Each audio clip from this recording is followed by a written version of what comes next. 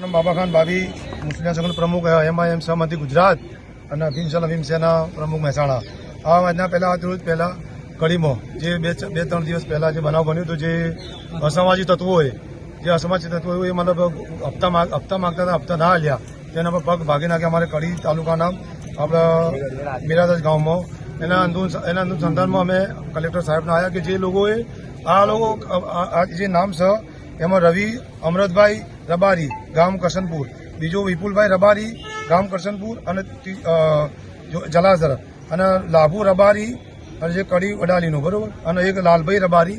આ લોકો અસામાજિક બ્લેક કલરની બ્લેક કાચવાળી ગાડીઓ લઈને ફરે, 4-5 ગાડીઓ લઈને રોજ રાતે. એના પહેલા મર્ડર કર્યું હતું, એના પછી હપ્તો માંગ્યો, હપ્તો ના આલ્યું તો એમના પગ ભાગી નાખ્યા. અને પછી અભી બી પગ ભાગ્યા પછી બી એમની કાયદાની જો એમનો કાયદાનો કોઈ ડર જ નહીં. જે હર્ષ સંઘવી સાહેબ કહેતા હતા કે જો કાયદામાં રહેશો તો ફાયદામાં રહેશો, તો એ લોકોનો ના હર્ષ સંઘવી સાહેબનો ડર છે, ના કોઈ પોલીસનો ડર છે. એ લોકો બિંદાસ હથિયાર લઈને ફરે છે, ગાડીઓ લઈને પગ ભાગે નાખે, પછી બી બીજી વાર ગાડીના કાચ તોડ્યા. અને હમણાં હાલ બી એમની તાકાત જુઓ કે ડોક્ટર પર પેશન્ટ લાવે છે કે ભાઈ તમે પેશન્ટને રજા આપો.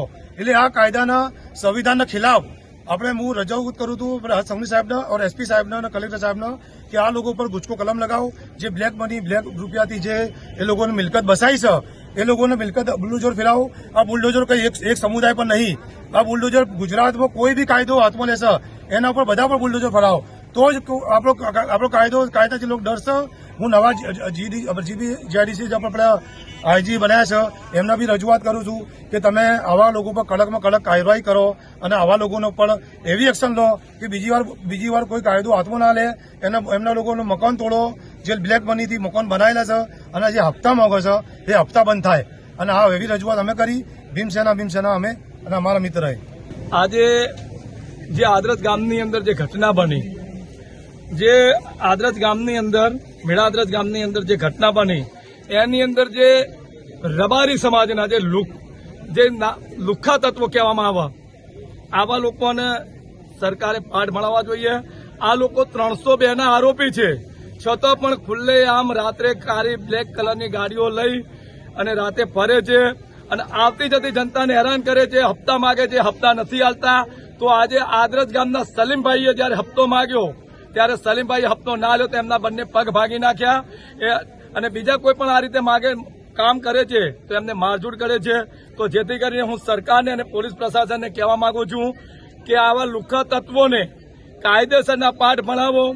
અને સલીમભાઈને ન્યાય નહીં મળે તો હું 24 કલાકનું ફરી અલ્ટિમેટમ આપું છું. આ લોકો સલીમભાઈના ઉપર દબાણ લાવી ભાગ્યદયની અંદર આ લોકો રૂપિયા ત્યાં જોર ઉપર પેસર લાવી અને સરકારને ખરીદવા માંગે છે. જો સરકાર ખરીદશે અમે કોઈ ભીનું સંકેલાશે અને એવી અમને ખબર પડશે તો મુસ્લિમ સમાજ અને અનુસૂચિત જાતિ ભીમ આર્મી સાથે મળી અને આનું ઉગ્ર આંદોલન કરશે. જ્યાં સુધી સલીમભાઈને ન્યાય નહીં મળે ત્યાં સુધી અમે લડત ચાલુ રાખીશું. જય ભીમ, જય સંવિધાન. માં motor driving, safe and sure driving. Driving એ શોખ સાથે આપની મોટી જવાબદારી પણ છે. અમારા ઇન્સ્ટ્રક્ટર દ્વારા સચોટ અને સરળ માર્ગદર્શન. આપની રોજની તાલીમની માહિતી મેળવીને શું અધુરાશ છે એના ઉપર પૂરું ફોકસ કરાય છે.